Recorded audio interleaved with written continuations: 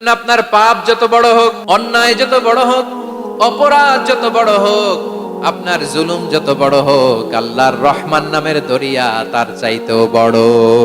আল্লাহ বললেন, ও আমার গুনাহগার বান্দারা শোনো, জুলুম করেছো, ভুল করেছো, অন্যায় করেছো, আল্লাহর রহমত থেকে নিরাশ হয়ো না। আমরা বিশ্বাসীরা কঠিন কালে আল্লাহর রহমত থেকে নিরাশ হব না, ঠিক কিনা বলেন? আল্লাহর রহমত থেকে নিরাশ হবেন? ভুল করে ফেলছেন, আরে ভুল তো সবাই করে। পাপ হইছে, আরে পাপ তো সবার আছে, আমরা সবাই পাপী, সবাই পাপী। যত পাপ হোক, ভুল হোক, অন্যায় হোক, অনুতপ্ত হয়ে তওবা করে, ওযু করে, জায়নামাজটা বিছিয়ে সেজদা দিয়ে চোখের পানি ছাড়েন। চোখের বেয়ে পড়া পানি আল্লাহর কাছে যে কত প্রিয়। অনুতপ্ত বান্দার চোখের পানির ফোঁটা তার চোখ বেয়ে, নাকের ডগা বেয়ে জমিনে ড্রপ করার আগেই আল্লাহর ওই বান্দার সব গুনাহ মাফ করে দেয়। বিষ্ণু ঈসা ইসলাম বলেন, শয়তান বনি আদমের কলবের মধ্যে এরকম খামচি মেরে বসে থাকে। খামচি বুঝেন তো? শয়তান বনি আদমের হৃদয়ে, কলবে খামচি মেরে বসে থাকে। ফাইদা যাকারাল্লাহ খানাসা, যখন মানুষ আল্লাহর জিকির করে শয়তান দৌড়ে পালায়। ওয়াইদা গাফালা ওয়াসওয়াসা, আর মানুষ যখন অমনোযোগী হয়, গাফিল হয়, শয়তান আবার টেম্পটেশন দেয়, আবার ধোঁকা দেয়, আবার ওয়াসওয়াসা দেয়। এজন্য বিশ্বনবী বলতেন, লা ইয়াজালু লিসানুকা রাতবান মিন যিকরিল্লাহ, সব সময়, প্রতি মুহূর্তে, সর্বক্ষণে তোমার জিহ্বাটা আল্লাহর জিকির দিয়ে ভিজা রাখবা, আল্লাহর জিকির দিয়ে সিক্ত রাখবা। তাহলে কবুল করবে কে? সিবগাতাল্লাহ, ওমান আহসানু মিনাল্লাহি সিবগা ওয়া নাহনু লাহু আবিদুন। আল্লাহর রঙে রঙিন হইতে হবে। আমার আল্লাহ দয়ালু, আমরাও দয়ালু হতে হবে। আমার আল্লাহ সহনশীল, আমরাও সহনশীলতার চর্চা করতে হবে। আমার আল্লাহ মেহেরবান, আমরাও মেহেরবান হতে হবে। বিষ্ণু ঈসা ইসলাম আল্লাহর এই চমৎকার সুন্দরতম নামগুলো ধরে ধরে আল্লাহর কাছে চাইতেন। আপনি যখন দোয়া করবেন, আল্লাহর নামগুলো ধরে যদি দোয়া করেন, আল্লাহ ওই দোয়া ফিরায় দেয় না। সুবহানাল্লাহ বলেন। আপনি যদি দোয়ার মধ্যে বলেন ইয়া রহমান, সবাই বলেন ইয়া রহমান, ইয়া রহিম, ইয়া হাইয়ু, ইয়া কাইয়ুম, আল্লাহর চমৎকার নামগুলো ধরে ধরে যদি আল্লাহর কাছে ফরিয়াদ করেন, আল্লাহর নামগুলো ডাকেন, আপনার দোয়া মুহূর্তেই কবুল করবে কে? বিষ্ণু ঈসা ইসলাম এভাবে আল্লাহর নামগুলো ধরে ধরে জিকির করতেন, আল্লাহর নাম জপতেন। তিনি বলতেন, আসআলুকা বিকুল্লি ইসমিন হুয়া লাক, আল্লাহ তোমার যত নাম আছে সব নামের ওসিলায় তোমার কাছে ফরিয়াদ করি। আল্লাহ তাআলা বলছেন, হুয়াল্লাহুল্লাযী লা ইলাহা ইল্লা হুয়া আলিমুল গায়বি ওয়াশ শাহাদাতি হুয়ার রহমানুর রহিম। আল্লাহ বলেন, হুয়াল্লাহ, তিনি হলেন আল্লাহ, আল্লাযী লা ইলাহা ইল্লা হু, তিনি ছাড়া কোনো ইলাহ নাই। আছে নাকি? বারোয়াখালীবাসী আওয়াজ করে বলেন তো দেখি, আমাদের ইলাহ কয়জন? আরো জোরে বলেন। একজন হইলে ভালো না বেশি হইলে ভালো?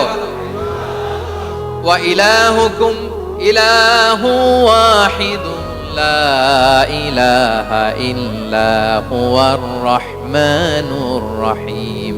আল্লাহ বলেন, তোমাদের ইলাহ হলো একজন, তিনি ছাড়া কোনো ইলাহ নেই, তিনি দয়াময়, তিনি মেহেরবান। ইলাহ যদি একজন না হয়ে দুইজন হতো, ঝামেলা আছে না নাই?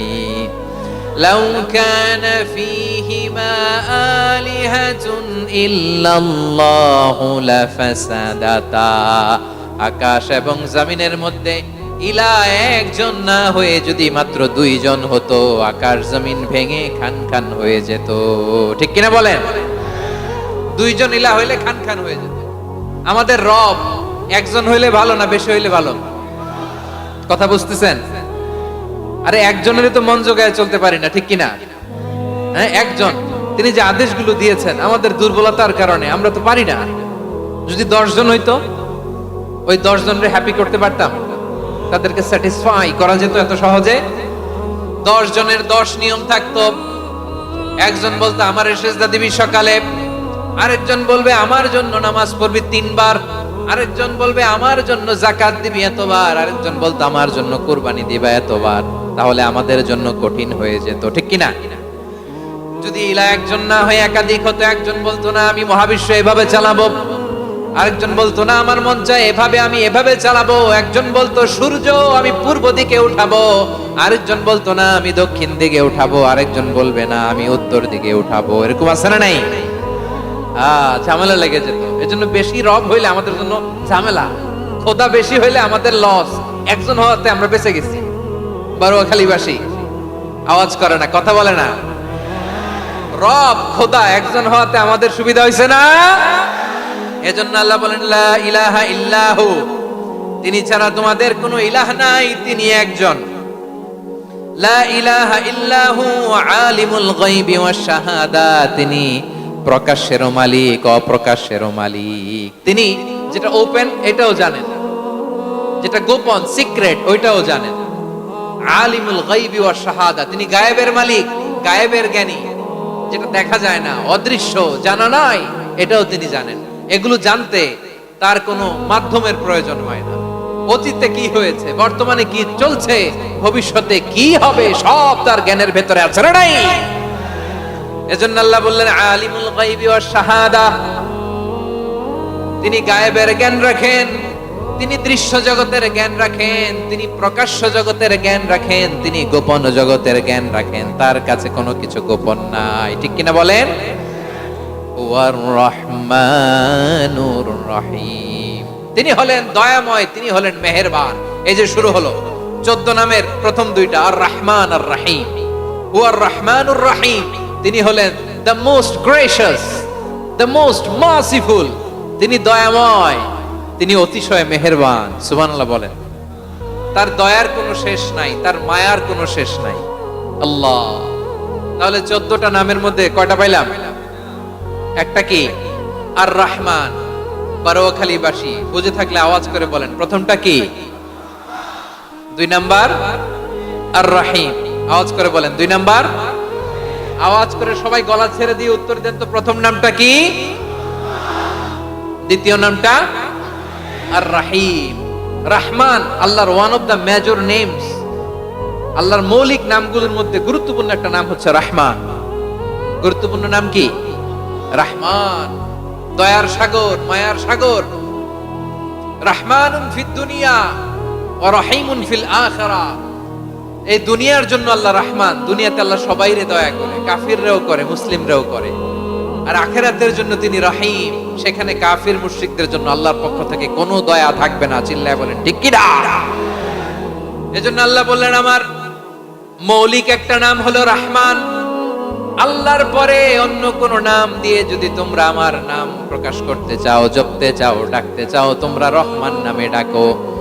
রব্বুল আলামিন ইরশাদ করেন কুলিদুল্লাহ আও ইদউর রহমান আইয়াম্মা তাদউ ফালাহুল আসমাউল হুসনা। আমাকে আল্লাহ নামে ডাকো কিংবা আমি আল্লাহকে রহমান নামে ডাকো, যে নামেই ডাকো না কেন আমার আছে অনেকগুলো সুন্দর সুন্দর নাম। যে নামেই ডাকো আমি শুনি, ডাকলেই আমি সাড়া দেই। সকালে ডাকলেও সাড়া দেই, দুপুরে ডাকলেও সাড়া দেই, মাঝ রাতেও যদি আমরা বিপদে পড়ি ডাকলে আমাদের ডাকে সাড়া দেয় কে? সবাই বলুন তো, সাড়া দেয় কে? আবার বিশ্বনবী যখন মক্কায় দাওয়াত দিচ্ছিলেন, তিনি মাঝে মাঝে আল্লাহর নাম বলছিলেন, মাঝে মাঝে তিনি রহমান নাম বলছিলেন। যখন তিনি বললেন ওয়া ইদা কিলা লাহুম উসজুদু লিররহমানি ক্বালু ওয়া মার রহমান। বিশ্বনবী মক্কায় যখন মক্কার কাফিরদেরকে, কুরাইশদেরকে বলল তোমরা রহমানকে সিজদা দাও, রহমানের ইবাদত করো, রহমানের জন্য সিজদায় লুটিয়ে পড়ো, মক্কাবাসী বলে রহমান আবার কে? রহমান রে তো চিনি না। রহমানকে আল্লাহ চিনি, রহমান চিনি না। মক্কাবাসী কি বলে? কারে চিনে? আল্লাহরে চিনে। কারে চিনে না? রহমান কে তো চিনি না। রহমান আবার কোত্থেকে আসলো? কে Rahman? Who is this Rahman? যখন তারা বলে রহমান রে চিনি না, আল্লাহর গায়রতে আঘাত লেগেছে। আল্লাহ বলে রহমান রে চিনো না, না? তাদেরকে চিনানোর জন্য আল্লাহ ৭৮ আয়াত বিশিষ্ট আর রহমান নামে কোরআনে একটা সূরা নাযিল করেছেন।